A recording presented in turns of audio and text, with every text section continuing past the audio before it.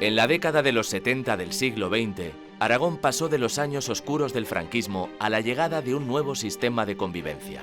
Miles de mujeres y hombres lucharon en pueblos y ciudades de la comunidad y se comprometieron para hacer posible ese cambio. Y no solo una transformación legal y política.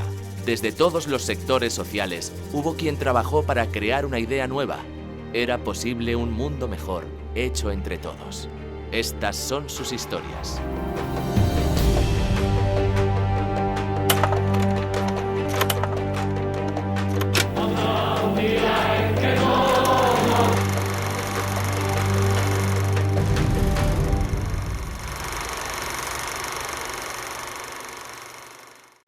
Para que un colectivo cambie, antes ha de cambiar su concepto sobre sí mismo. En un momento de transformación, los artistas se convierten en los profetas que imaginan el futuro cercano. En los 70, pintores, cantautores, escultores, periodistas, estudiosos, actores y actrices llevaron su trabajo por todos los rincones de Aragón. Arte para todos. Arte para imaginar una vida en libertad. Teníamos al alcance de la mano cambiar de una vez este país y hacer que este país empezara a ser un país un poco más normal. Y la gente estábamos, pero vamos, como locos, ellos y nosotros. Era una revolución social donde la música era un ingrediente casi indispensable, ¿no? Nosotros con un lápiz conseguimos que el mundo cambie y que el mundo sea de otra manera. Fuimos por todo Aragón reivindicando la cultura aragonesa y un poco nuestra cultura política también. Cuando empezamos a decir todo esto es nuestro y hay que valorarlo y hay que contarlo, eso es lo que a la gente le hizo despertar y sentirse orgullosa.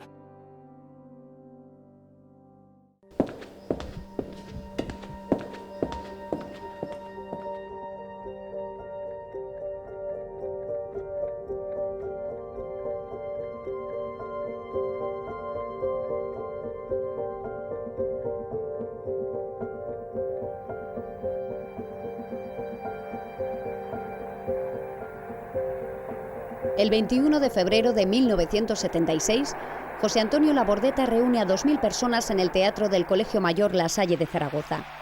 Otras tantas quedan fuera.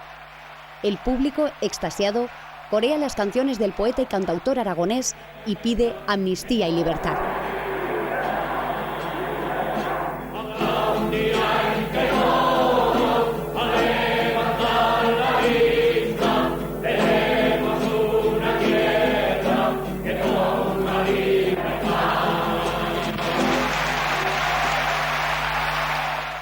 Se alcanza tal emoción que el propio José Antonio, al terminar el concierto, declara: no sabía si cantar, gritar o ponerme a llorar.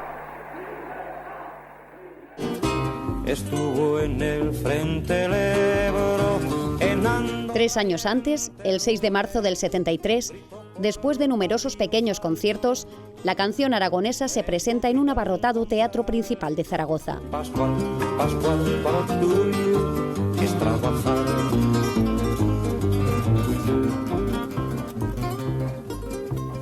Hizo resuello por Francia, muy cerca de Montpellier.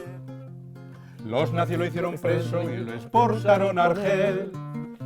De aquí pasó a Sevilla y luego a Carabanchel.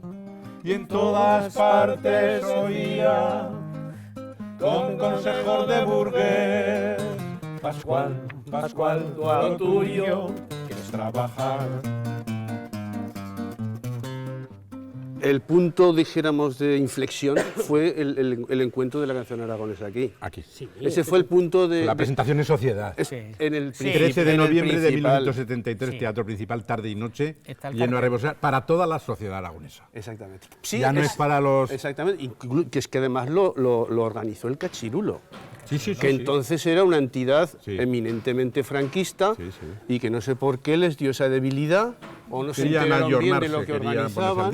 Querían ponerse al día. Pero ese fue el punto de partida del ahí rollo comenzó todo. Y entonces ya como nos presentamos en sociedad, aparecimos en todos los medios, el Heraldo sobre todo, El Amanecer, Noticiero, Aragón Express y Pueblo, pues aparecimos ya solemnemente, ya en todos los pueblos ya perdieron un poco el miedo también. Sí. Bueno, esto ya es oficial, que vengan a nuestros pueblos a cantar, porque había pueblos que no nos llevaban por miedo. Bueno. España es una respuesta que se alcanza preguntando.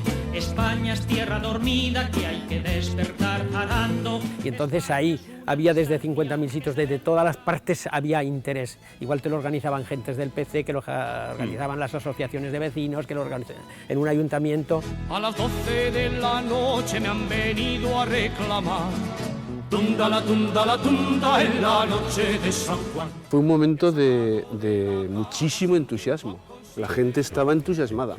¿Por qué? Mi explicación es que la gente se moviliza más a gusto cuando se trata de tirar algo o de romper algo. A la contra, quiere decir. A la contra que a la hora de construir. Y en aquellos momentos teníamos al alcance de la mano cambiar de una vez este país y hacer que este país empezara a ser un país un poco más normal. Y la gente estábamos, pero vamos, como locos, ellos y nosotros.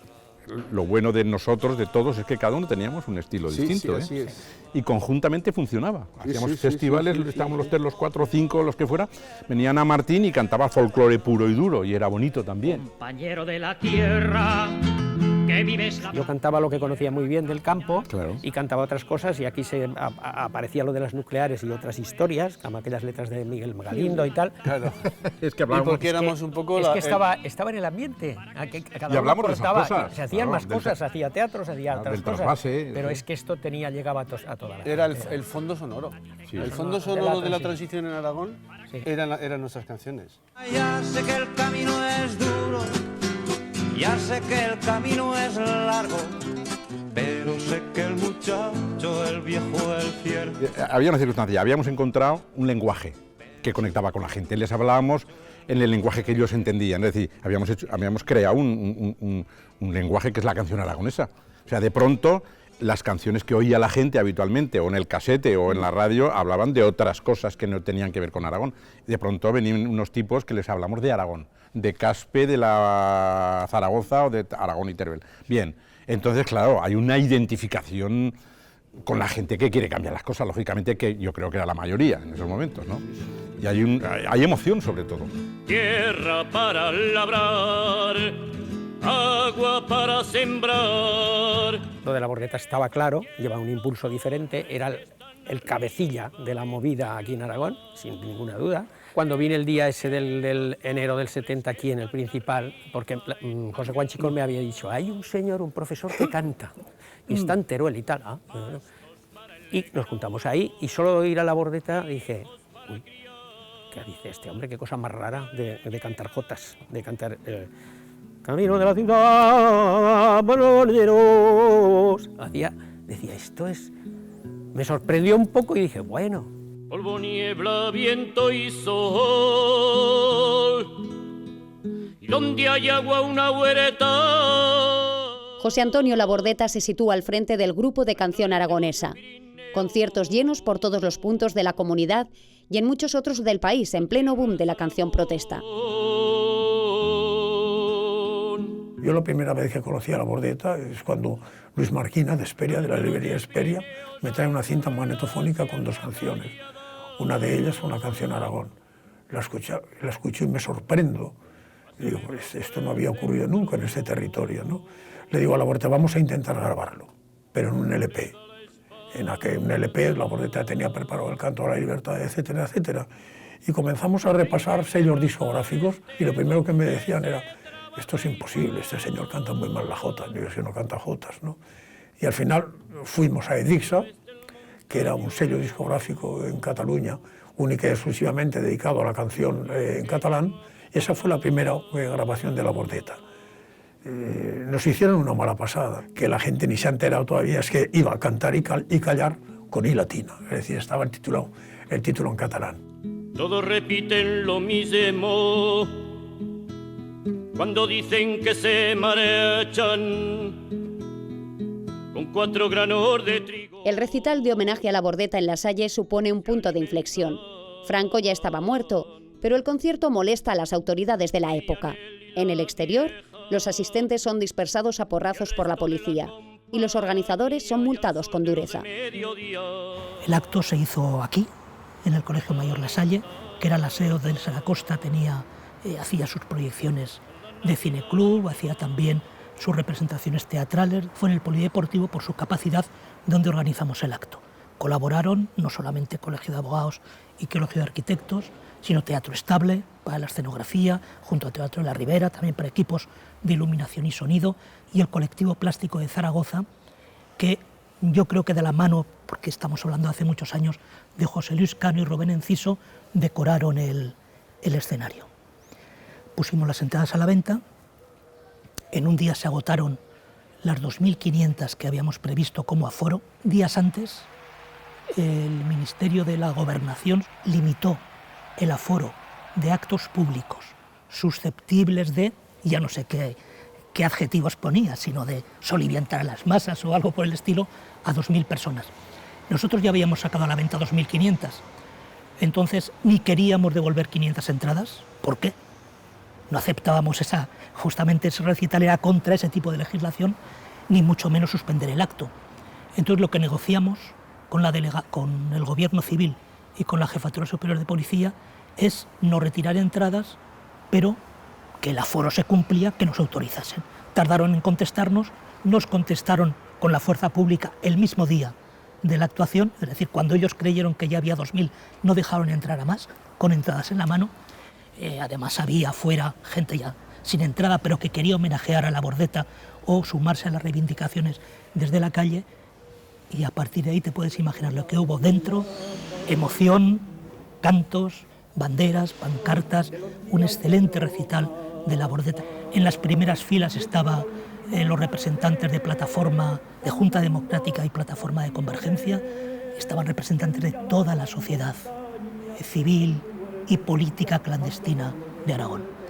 Y fuera, gases lacrimógenos, bombas de humo, pelotas de goma, en fin. Y eso era la crisis, era el momento de la convergencia de dos Españas. La España que moría no acabó de morir, pero bueno, y la España que nacía.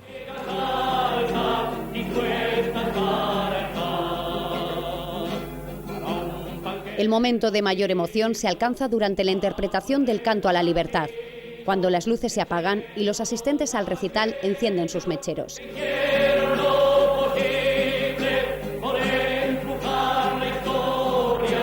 En aquel momento, esta canción tenía prohibida su difusión por radio.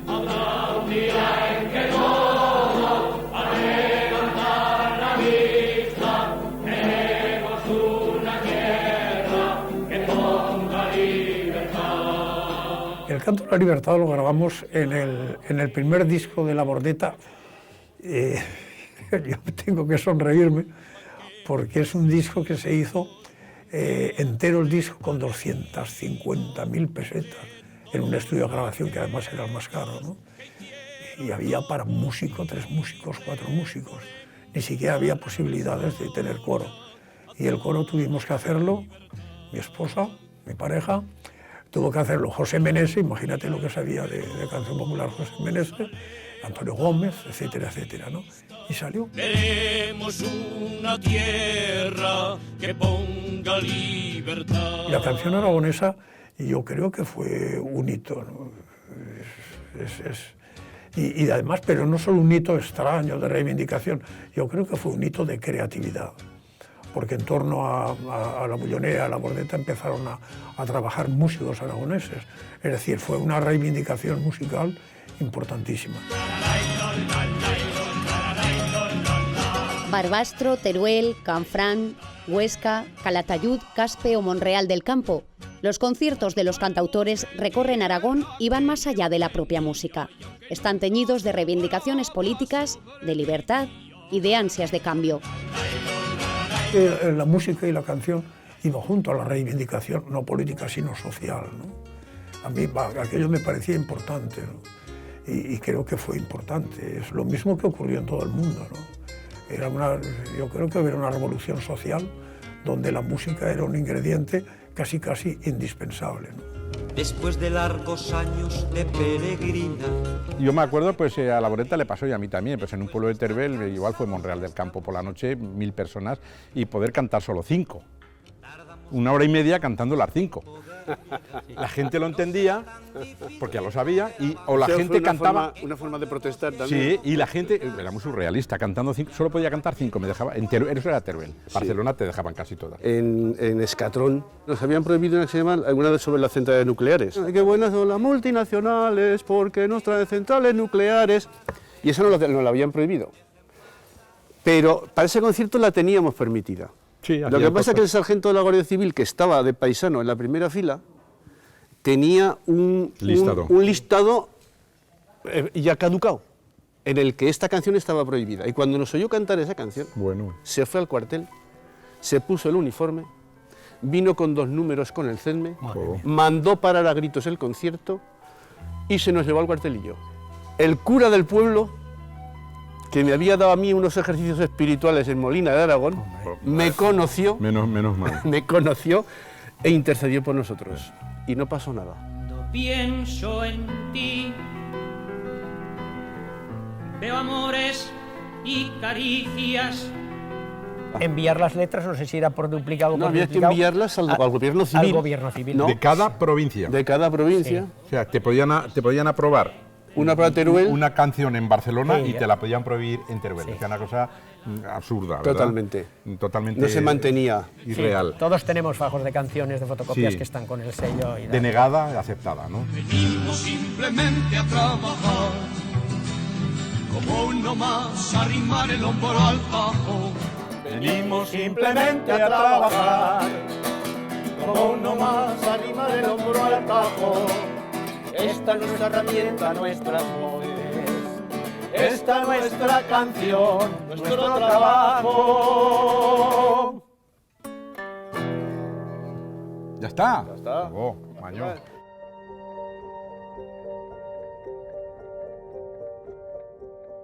La lengua marca la manera de pensar de un pueblo. Por eso en los 70 surge con fuerza la defensa del aragonés. Sus palabras y expresiones se diluían con la enseñanza del castellano, la inmigración y al desaparecer las generaciones más antiguas. El tema de la lengua es importante porque está relacionado con la identidad, ¿no? Y con las particularidades de un territorio.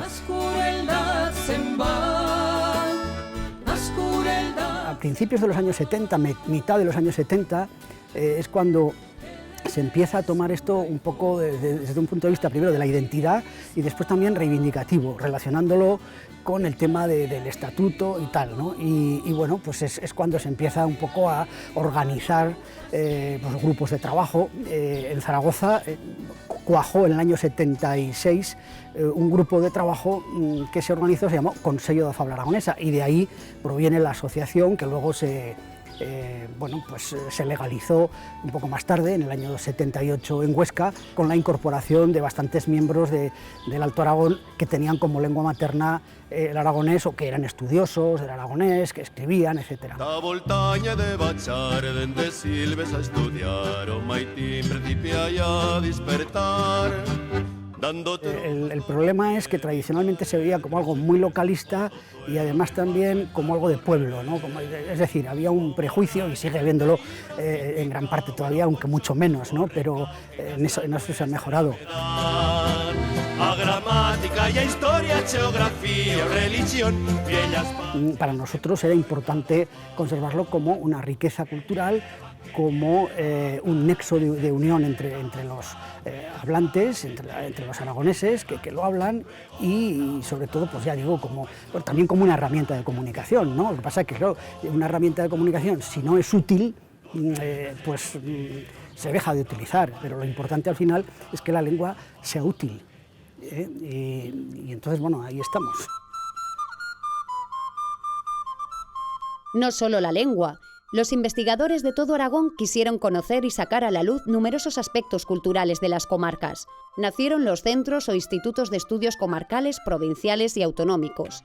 Entre ellos, Rolde. El grupo de personas que fundan Rolde o que llegamos en los primeros momentos son personas de izquierda no comunista, ¿no? Más vinculados a lo que podría ser lo que ahora se llama la socialdemocracia, universitarios en los primeros años de carrera, que por lo tanto no han tenido experiencia política previa, personas con una gran preocupación por la cultura en general y en particular por la cultura aragonesa, y también con una con una preocupación por conseguir un sistema democrático en el cual la autonomía no parece algo que es central o esencial.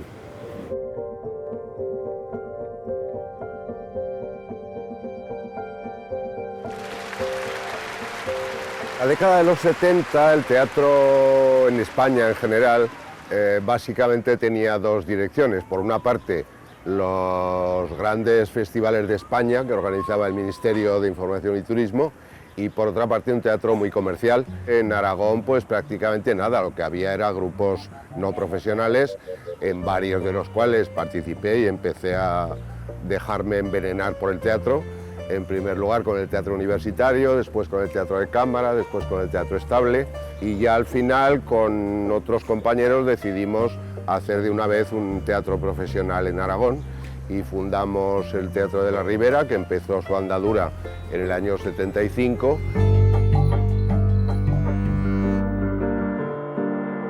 Para la gente que hacíamos teatro en aquel momento fueron unos años maravillosos, porque tenías algo que decir, algo que hacer.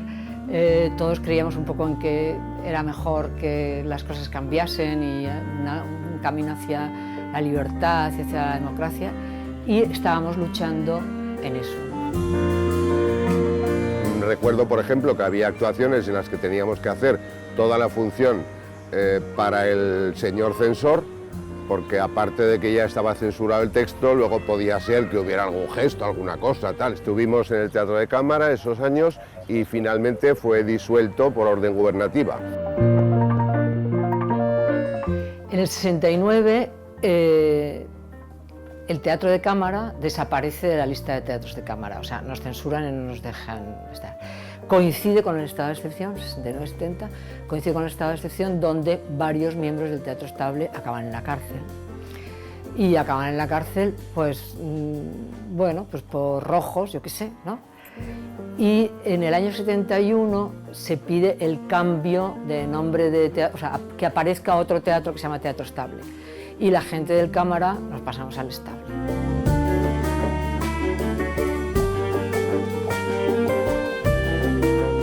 Nosotros hacíamos teatro en el Principal y encima de carros en los pueblos. O sea, que teníamos funciones para un sitio y funciones para otro. Como te puedes imaginar, esto no lo hacíamos por dinero, porque no había dinero, o sea, había dinero justo para el montaje. Lo que sí recibíamos algunas veces en los pueblos es que nos invitaban a merendar. En Usez, en un pueblo en Alto, que fuimos a hacer teatro a la plaza y de repente dijimos, ¿pero quién llevan bajo palio? ¿Pero esto qué es? Y era una abuelica que estaba en la cama, que no la podían sacar de la cama, y la llevaban de las cuatro patas de la cama a la plaza a ver el teatro, porque yo creo que desde la República no había ido allí teatro, ¿no? Había en aquella época una efervescencia también de, sobre todo, muchos grupos de jóvenes en los pueblos que estaban organizando semanas culturales, en donde llevaban teatro, llevaban la canción popular aragonesa, que empezó también por aquella época, con La Bordeta, con La Bullonera, con Carbonell, con Tomás Bosque. De aldea en aldea, el viento lo lleva siguiendo el sendero. Se buscaba que el arte llegara al pueblo, que se acercara a la población. En Aragón surge el Teatro La Taguara, que con Pilar Delgado al frente recorre todo el territorio, llegando a hacer hasta 300 representaciones. Y compañías de teatro estaba La Taguara, que dirigía la llorada Pilar Delgado. Hacía muchísimo repertorio y muchísimas funciones por los pueblos. A veces con algún texto escrito por Alfonso Zapater, también sobre temas aragoneses. El destierro te aguarda si te vas caminante. Cuando velas la espalda ya serás emigrante. Escucha, caminante, que sientes el agobio del desierto cada vez más inmenso y solitario. Aragón es parcela de vampiros que nos sangran los ríos y la tierra y se llevan la vida en las alforjas de sus cuentas corrientes, engordadas con ansia y desvergüenza. Hombre, y los titiriteros de Binefar, que son los que aguantan, ahí están, ¿no? El villano, el villano sabe bailar con una moza bien guapa que sea de ese lugar. Y también Arbolé, con su teatro de marionetas, que también tanto titiriteros como Arbolés se convirtieron fácilmente en una referencia en toda España de teatro de títeres. En fin, que había bastante riqueza y había muchas actuaciones, muchas más de las que suele haber ahora, por ejemplo, ¿no? Y en parte porque ese interés que había entonces reivindicativo y tal, parece que se ha ido diluyendo. El teatro no es un arma política, es un arma de comunicación, para mí muy importante, porque ya desde el tiempo de los griegos te contaban historias para que el pueblo reconociese comportamientos, aceptase unos más que otros. Siempre ha sido un elemento pedagógico, ahora también. Ground control to Major Tom. José Beulas, Pablo Serrano, Antonio Saura, José Orús, el Grupo Pórtico, Santiago Lagunas, Manuel Viola o Martínez Tendero eran algunos de los grandes nombres del arte de los 70 vinculados con Aragón. El arte, en todas sus acepciones, fue una manera de encauzar las ganas de expresión de buena parte de la sociedad. Por eso, fueron años especialmente ricos en producción artística, en movimiento. Uno de los campos que vivían en un estado de agitación era la pintura. Los artistas aragoneses, agrupados en colectivos alternativos, libraban batallas contra el arte establecido. Uno de estos colectivos era Azuda 40 y una de sus primeras exposiciones, en La Lonja, en plena Semana Santa del 73, levantó las iras de los más reaccionarios.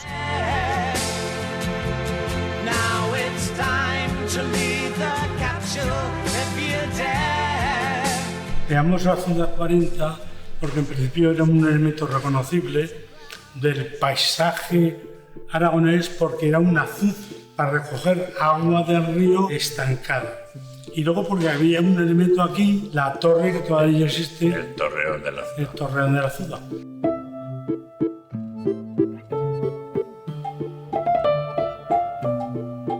Bueno, pues el grupo se creó con el único objetivo, creo yo, de trabajar todos juntos y que trascendiese un poco más la cultura en aquella época, que era bastante lamentable en Aragón.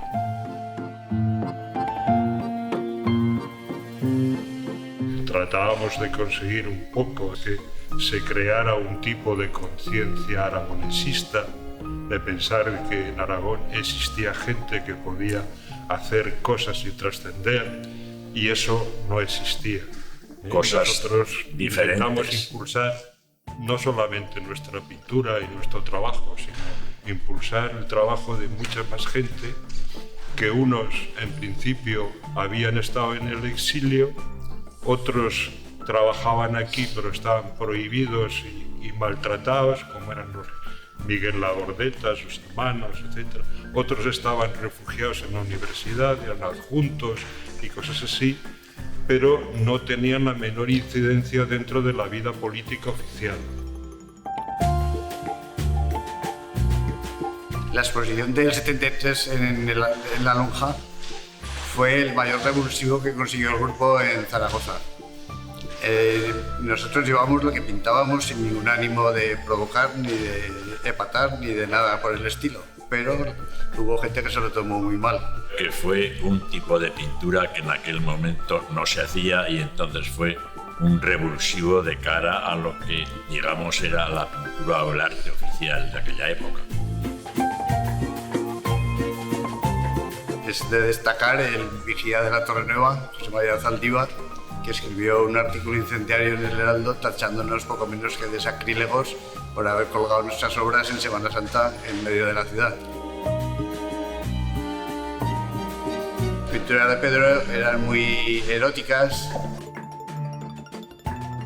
Las mías había gente fusilada, cosas así, que es lo que estaba pasando. Natalio hacía palomas de la paz atadas, con banderas aragonesas. Pascual los sombreros. Pascual, sí. Y ropa interior.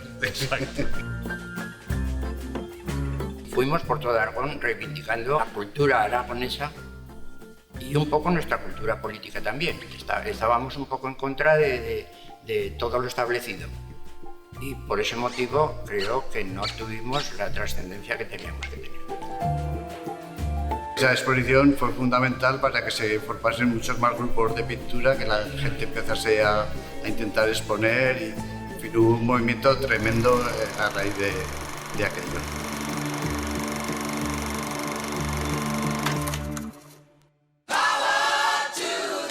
Y entre esas nuevas agrupaciones, el colectivo Plástico, buscaban sacar el arte de las élites y acercarlo a la ciudadanía.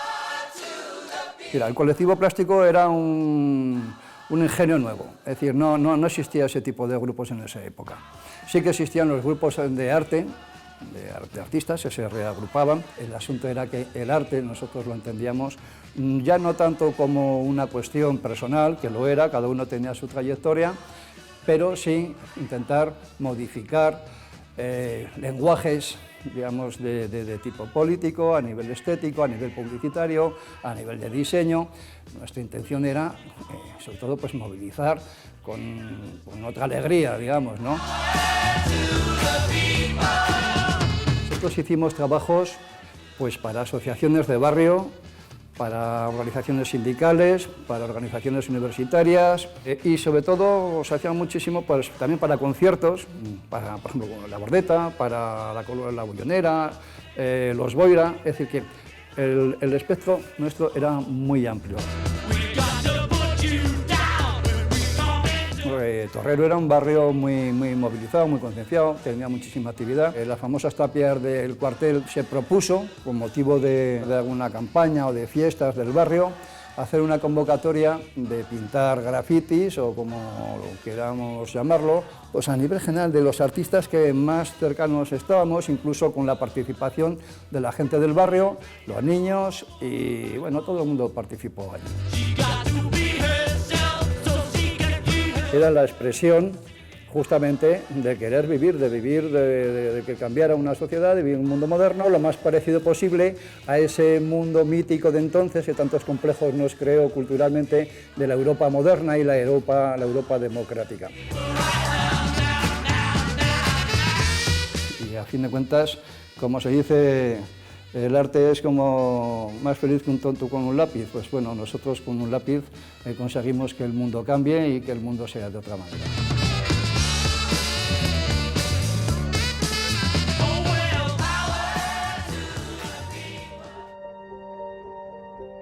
Esta foto tiene mucha historia. Ah, sí, pues cuéntamela. Bueno, es breve, pero te la puedo contar porque no se ha contado apenas, la gente no lo sabe. Faltaba mucho para las fiestas del Pilar y entonces no teníamos ocasión de sacar a los cabezudos en su actuación, en las calles, etc.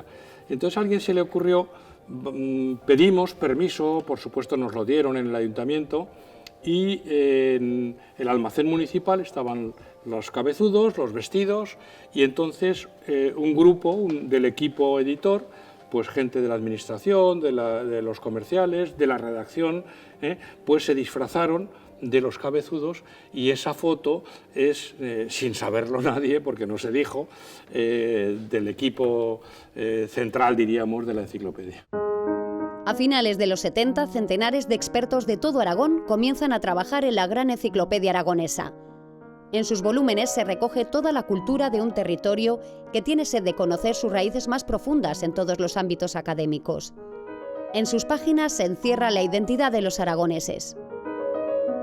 Yo digo siempre que nadie lucha por lo que no ama y nadie ama lo que no conoce. Y los aragoneses, pues siempre hemos llevado fama de amar mucho nuestra tierra, nuestras cosas, pero nuestras cosas tópicas. El chiste baturro, pues la jota, la Virgen del Pilar, en fin, cosas muy respetables, pero muy tópicas. Y entonces yo dije, bueno, creo que tenemos que hacer algo importante, algo grande. Se hicieron 12 tomos y luego salieron 5 apéndices. Y yo creo que es una obra de una enorme envergadura, importante, interesante, divertido hacerla. Colaboraron unas 600 personas y bueno, pues procuramos ilustrarla muy bien para que entrase por los ojos, una imagen vale más que 1000 palabras, pero también tener muchos expertos.